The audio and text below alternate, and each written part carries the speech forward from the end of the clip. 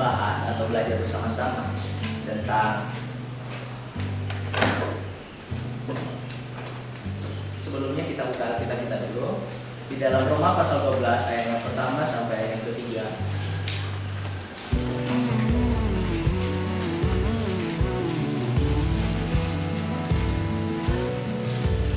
Roma 12 ayat yang pertama sampai ayat yang ketiga. Mari kita baca bersama-sama. Tapi kita baca sampai ayat yang ke-8. Sudah mendapatkan semuanya? Mari kita baca bersama-sama dalam hitungan ketiga. 1, 2, 3. Karena itu, saudara-saudara, demi kemurahan Allah, aku menasihatkan kamu supaya kamu mempersembahkan tubuh sebagai persembahan yang hidup, yang kudus dan yang berkenan kepada Allah. Itu adalah ibadahmu yang sejati. Janganlah kamu menjadi serupa dengan dunia ini, tetapi berubahlah oleh pemrosesan budimu, sehingga kamu dapat membedakan manakah perintah Allah, apa yang baik, yang berkenan kepada Allah, dan yang sempurna. Berdasarkan kasih karunia yang berikan kepadaku, aku berkata kepada setiap orang di antara kamu, janganlah kamu memikirkan hal-hal yang lebih tinggi daripada yang harus kamu pikirkan, tetapi hendaklah kamu berpikir begitu rupa, sehingga kamu menguasai diri menurut ukuran iman yang dikaruniakan Allah pada kamu masing-masing. Sebab sama seperti ada satu tubuh kita mempunyai banyak anggota, tetapi tidak semua anggota itu mempunyai tugas yang sama. Demikian juga kita, walaupun banyak, adalah satu tubuh di dalam Kristus, tetapi kita masing-masing adalah anggota yang satu pada yang lain.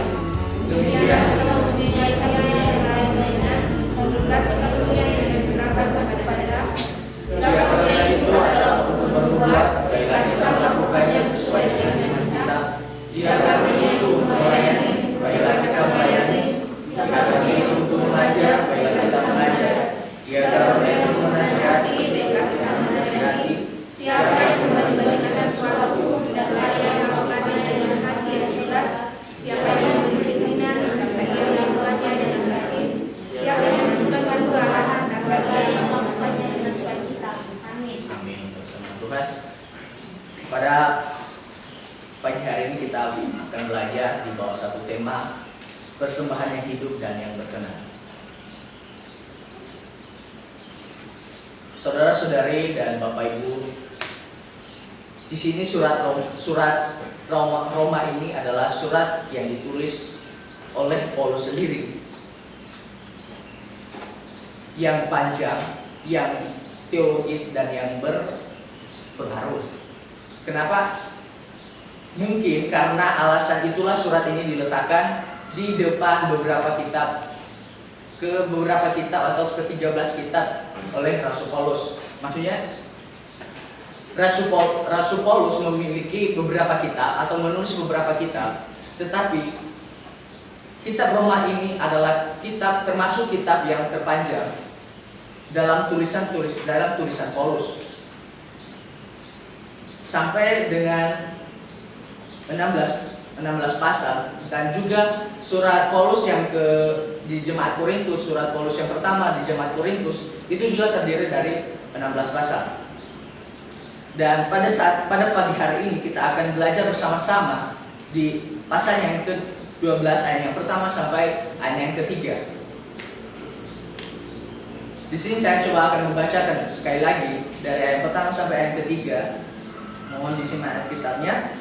Karena itu saudara-saudara, demi kemurahan aku akan menasihatkan kamu supaya kamu mempersembahkan tubuhmu sebagai persembahan yang hidup, yang kudus dan yang berkenan kepada Allah. Itu adalah ibadahmu yang sejati. Janganlah kamu menjadi serupa dengan dunia ini, tetapi berubahlah oleh pembaharuan budimu, sehingga kamu dapat membedakan manakah kehendak Allah, apa yang baik, yang berkenan kepada Allah dan yang sempurna. Ayat yang ketiga, berdasarkan kasih karunia yang dianugerahkan kepadaku, aku berkata kepada setiap orang di antara kamu, janganlah kamu memikirkan hal-hal yang lebih tinggi daripada yang patut kamu pikirkan, tetapi hendaklah kamu berpikir begitu rupa, sehingga kamu menguasai dirimu menurut iman yang dikaruniakan Allah kepada kamu masing-masing. Di ayat yang pertama sampai ayat yang ketiga itu adalah berisikan tentang nasihat-nasihat Rasul Paulus kepada jemaat-jemaat di Roma. Nanti kita akan belajar di mana Paulus mengatakan untuk mempersembahkan tubuh mereka tubuh mereka atau kehidupan mereka atau keseluruhan bagian tubuh mereka mempersembahkan sebagai persembahan yang hidup kepada Tuhan. Baik pikiran, perkataan, perbuatan, supaya itu menjadi persembahan kita kepada Tuhan. Itu dikatakan Rasul Paulus kepada jemaat di Roma pada waktu itu, dan sekarang mengaplikasikannya kepada kita bahwa hidup kita, perkataan kita, serta perbuatan kita persembahkan sebagai persembahan yang hidup kepada Tuhan. Jadi di sini akan saya bagikan beberapa poin. Yang pertama, di ayat yang pertama, karena itu saudara-saudara demi kemurahan. Kalau kita belajar tentang kemurahan dalam bahasa aslinya atau bahasa Yunani, oiktirmos, yang artinya belas kasihan atau kasihanilah. Jadi Rasul Paulus di sini memiliki belas kasihan atau memiliki rasa kasihan kepada jemaat yang ada di Roma.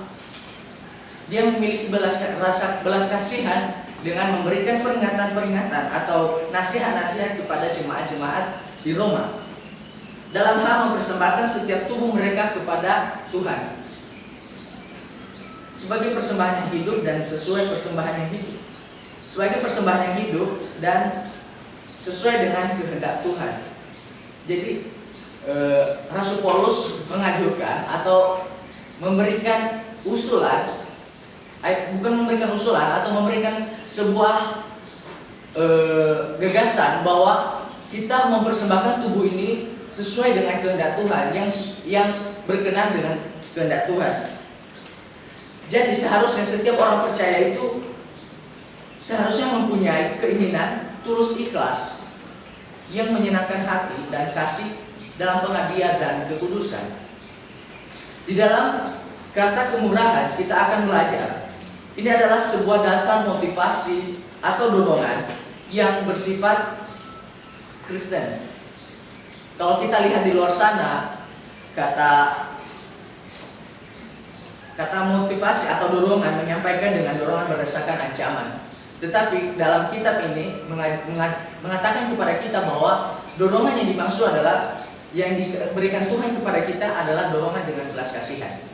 Dia berbelas kasihan kepada kita karena kita adalah manusia yang berdosa, maka dia mengutus Rasul Paulus untuk mengatakan bagi kita untuk mempersiapkan atau untuk mempersembahkan tubuh kita ini sebagai persembahan yang hidup kepada Tuhan. Terus lanjut yang kedua, menjadi serupa. Di ayat yang kedua, janganlah kamu menjadi serupa dengan dunia ini, tapi berubahlah oleh pembaharuan budimu, sehingga kamu dapat membedakan manakah kehendak Allah, apa yang baik dan yang berkenan kepada Allah dan yang sempurna. Kata menjadi serupa dalam bahasa Yunani sos kaimatizo, yang artinya menyesuaikan diri atau bergabung atau meneladani dunia.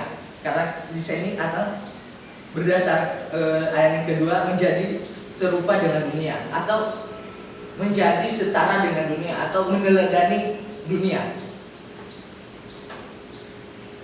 Kalau kita lihat, dunia identik dengan dosa atau bisa dikatakan rusak atau kematian atau mati.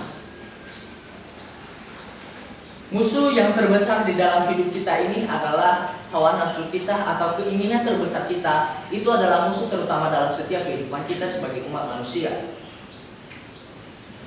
Kita tidak boleh menyesuaikan diri dengan hal-hal dunia. Hal-hal yang dunia seperti apa? Keinginan kita itu sudah menjadi hal dunia atau ciri-ciri dunia. Keinginan kita atau hawa nafsu kita itu adalah sudah menjadi sebagian dari ciri-ciri hal duniawi. Maka Rasul Paulus mengatakan kepada kita pada pagi hari ini, janganlah menjadi serupa dengan dunia atau janganlah meneladani dunia, jangan menjadi sama seperti dunia. Karena di dalam dunia itu ada berganti-ganti, maksudnya dunia itu tidak kekal. Dunia itu akan berakhir. Makanya Rasul Paulus mengatakan kepada kita, jangan menjadi serupa dengan dunia karena dunia itu tidak kekal.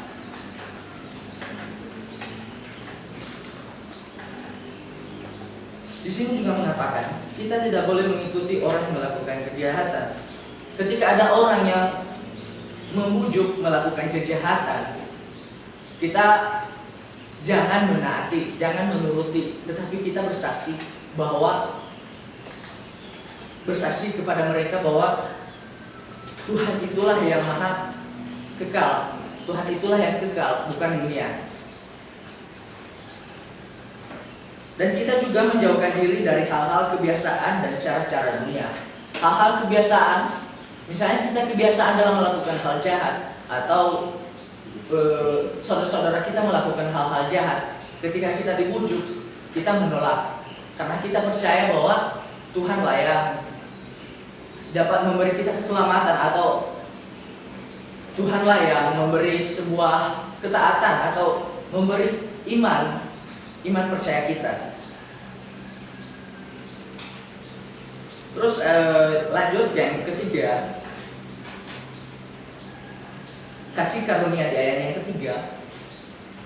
Di sana mengatakan, berdasarkan kasih karunia yang dia dianugerahkan kepadaku, aku berkata kepada setiap orang di antara kamu, janganlah kamu memikirkan hal-hal yang lebih tinggi dari apa yang patut kamu pikirkan, tetapi hendaklah kamu berpikir begitu rupa, sehingga kamu menguasai dirimu menurut ukuran iman yang dikaruniai. Karena Rasul Paulus melihat bahwa mempersembahkan tubuh kita kepada Tuhan itu adalah hal yang sangat penting. Itu adalah kewajiban kita sebagai makhluk ciptaan Tuhan. Kalau kita baca di ayat yang ketiga tadi, itu adalah beberapa larangan-larangan. Termasuk juga di ayat yang kedua tadi, kata jangan itu menjadi serupa. Itu larangan Rasul Paulus kepada kita bahwa jangan menjadi serupa dengan dunia. Itu larangan Rasul Paulus kepada kita. Dan ayat yang ketiga juga itu termasuk larangan, yang dimana janganlah kamu memikirkan hal-hal yang lebih tinggi dari apa yang patut kamu pikirkan.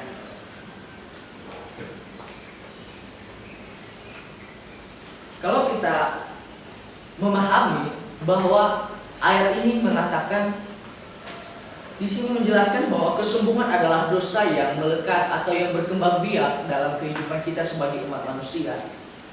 Jadi pada pagi hari ini kita harus hati-hati, jangan ada pandangan diri yang lebih tinggi terhadap diri kita, atau penilaian kita terhadap pribadi kita, terhadap pekerjaan kita, terhadap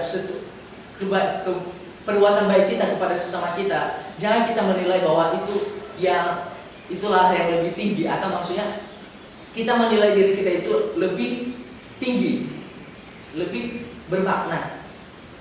Rasul Paulus mengatakan hal demikian, jangan memikirkan hal-hal yang lebih tinggi dari apa yang patut kamu pikirkan. Satu-satunya pikiran tinggi yang boleh dan harus kita pikirkan adalah bahwa sebenarnya kita ini terlampau baik menjadi hamba dosa. Di sini Rasul Paulus mengatakan kita terlampau baik menjadi seorang hamba dosa. Di samping itu juga kita harus berpikir sederhana bahwa harus merendahkan diri terhadap pandangan atas diri kita, karena semua yang kita terima berasal dari Allah. Itu sangat benar bahwa seluruh kehidupan kita ini adalah berasal dari Allah, mulai dari atas sampai bawah itu adalah berkat dari Tuhan. Jadi alangkah lebih baiknya kalau kita berpikir bahwa kita ini rendah di mata Tuhan. Jangan kita meninggikan diri karena kita memiliki sesuatu yang lebih, maka kita menilai diri kita lebih. Enggak. Di sini mengatakan bahwa seluruh kehidupan kita dari atas ini sampai bawah kaki kita itu adalah kehendak Tuhan. Jadi jangan kita berbangga diri atas hal itu. Langsung saja aplikasinya bagi kita. Sebagai orang percaya seharusnya mempunyai keinginan tulus ikhlas untuk menyenangkan hati Allah dalam kasih, dan juga mempersembahkan tubuh ini sebagai persembahan yang baik kepada Tuhan. Seperti yang saya katakan tadi, bahwa tubuh kita ini dari atas sampai bawah adalah milik Tuhan. Alangkah lebih baiknya juga kita mempersembahkan tubuh ini kepada Tuhan dengan persembahan yang hidup, yang sesuai dan yang berkenan kepada Tuhan. dan tetap menjaga kedudukan kita sebagai orang percaya dan bersaksi atas kehendak Allah yang sempurna. Maksudnya ketika kita ada godaan atau ajakan melakukan kejahatan, kita tahu bahwa kedudukan kita sebagai orang Kristen harus memuji Tuhan, mempersembahkan tubuh kita kepada Tuhan. Jadi kita jangan terombang-ambing akan hal itu. Kita harus fokus pada kedudukan kita menjadi seorang hamba Tuhan. Jadi haruslah menjadi seorang hamba Tuhan. Di ayat yang ketiga juga tadi, di ayat berikut setelah ayat ketiga juga berkata tadi, yang ketujuh, karunia untuk melayani, baiklah ia melayani, karena karunia untuk mengajar, baiklah ia mengajar. Di sana kalau kita baca sampai 8, pasti kita mengerti bahwa apa yang dimaksud dan apa yang sesungguhnya yang tercantum di dalam Alkitab, di dalam pasal yang ini. Terus selanjutnya, jangan ada kesombongan dalam diri kita, merasa paling hebat, merasa paling mampu, atau merasa paling sempurna. Terus, tetapi marilah kita merendahkan diri, karena semua yang kita miliki pada saat ini adalah kasih karunia yang daripada Tuhan. Itu adalah hanya pemberian yang semata-mata yang diberikan Tuhan kepada kita. Demikian firman Tuhan pada pagi hari ini. Biarlah firman Tuhan yang singkat ini dapat menjadi rema dalam kehidupan kita, dalam berkata-kata, dalam setiap hari. Maka dari itu saya rindu mendengarkan sebuah pujian dan bermain musik untuk maju ke depan.